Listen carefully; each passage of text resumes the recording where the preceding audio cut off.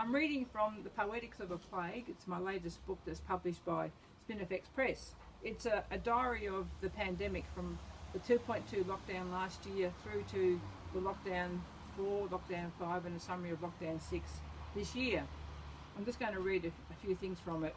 So this is the beginning of lockdown 2. It was the 9th of July.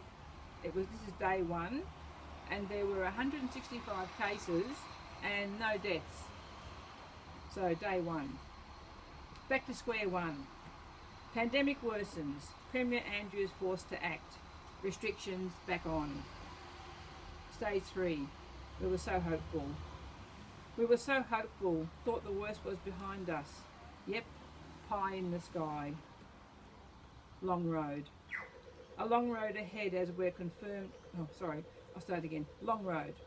A long road ahead as we're confined to barracks. What projects to do?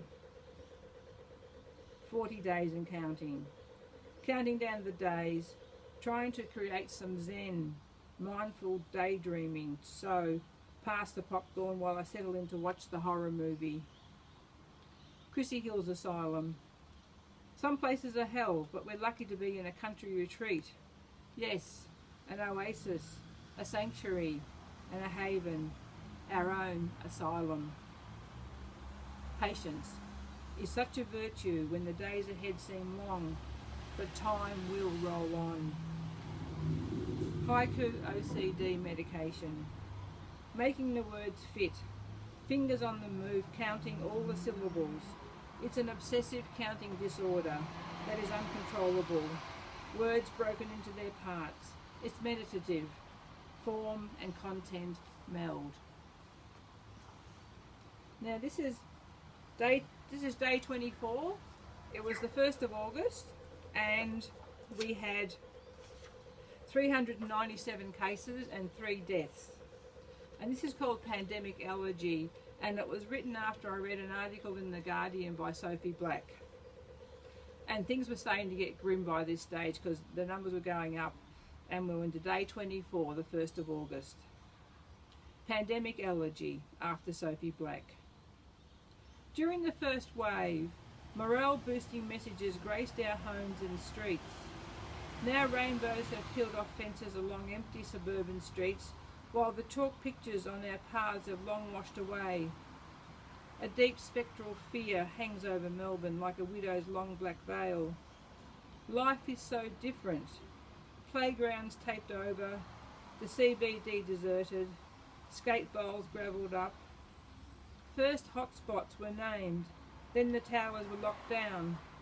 Our togetherness lost. But still there are men in high-vis vests and hats building our city. For what? And whom?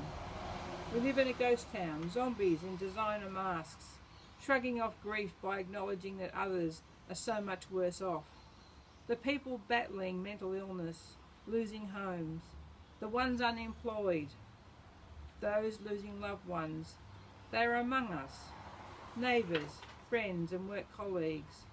We envy other states, their beaches and cafes, while we're pariahs. First wave fear is back. Before, an end was in sight. Now there is no end.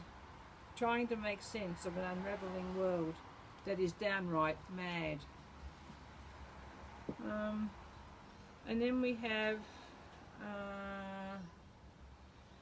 hang on, I just have to find something else. So we have the conspiracy theories. So... hang on, that's my diary. Sorry, my diary. My diary took a battering during COVID. So this is my poor diary. My poor diary is lonely and now has attention deficit disorder. It is in poor mental health. Can pathologizing it help it to get well? And then further on with my diary, there's more diary. My diary is mental health. My diary is sick. It is depressed and is now withdrawn from the world. Each page for each day is blank. Forlorn days ahead. My diary is queasy. It is not well, and it all stems from deep internal trauma from neglect. It needs therapy from someone who understands diary essentials. Perhaps deep dialogue or meditation can help it to find meaning. Medication won't work. and I wouldn't dare give it ECT, but some good CBT may do the trick and restore its self-esteem. And who knows, the days may suddenly fill up with lots of appointments. Yes, full recovery is possible with the right treatment and support. My poor diary. And then we have another, what have we got here?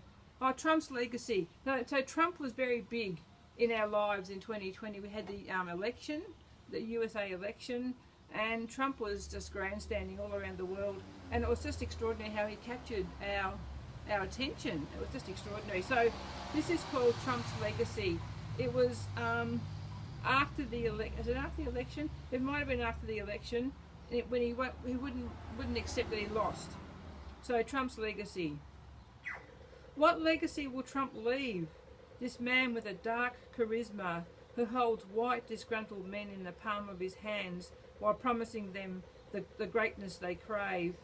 This Faustian character who sold his soul to the corporate money kings while many of his people live in poverty.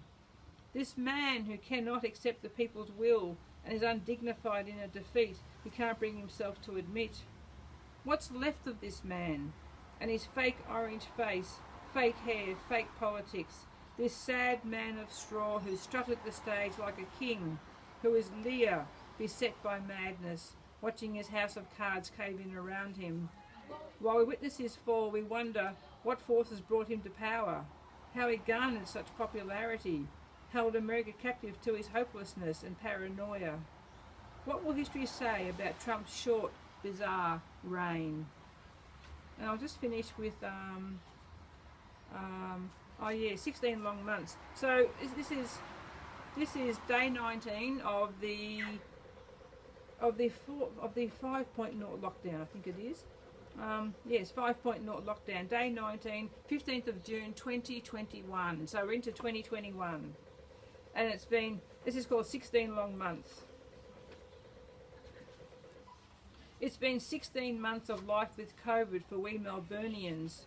We endured those endless lockdowns, life interrupted when everything was turned on its head and we were housebound, suburb-bound, life-bound, rebuffed by our compatriots who shut us out.